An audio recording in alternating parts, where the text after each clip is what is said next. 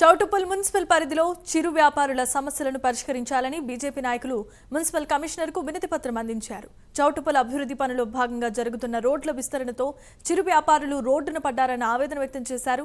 చిరు వ్యాపారులకు న్యాయం చేయాలని మునుగోడు నియోజకవర్గ కన్వీనర్ దూడల భిక్షం గౌడ్ డిమాండ్ చేశారు. చౌటుప్పల్లో ఇంటిగ్రేటెడ్ మార్కెట్ను ఏర్పాటు చేసి చిరు వ్యాపారులకు జీవనోపాధి కల్పించాల్సిందిగా కోరారు.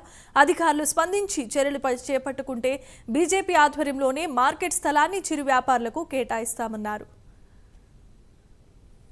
వ్యాపారులకు మీరు కేటాయించే స్థలాన్ని కేటాయించి వాళ్ళ జీవనోపాధిని కాపాడాలని కోరుతున్నాం.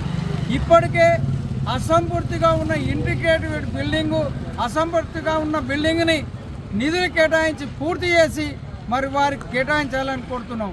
అక్కడ సరిపోనట్టయితే ఇంటిగ్రేటెడ్ బిల్డింగ్లో స్థలాలు సరిపోకపోతే కొంతమంది ఇంకా మిగిలి ఉన్నట్టయితే ఈ అంగడి స్థలాన్ని వారికి కేటాయించాలి. మీరు అనొచ్చు అంగడి స్థలము ఈ సంత ఎక్కడ పోవాలనేది. ఈ స్థలం లేకపోవడం వల్ల అంగడి స్థలము సంత కుదించబడ్డది, సంత నడవలేని పరిస్థితి ఉంది.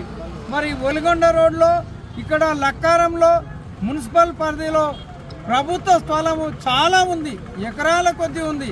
అది కూడా కబ్జాకు గురై ప్లాట్లు చేస్తున్నారు, వెంచర్లు చేస్తున్నారు.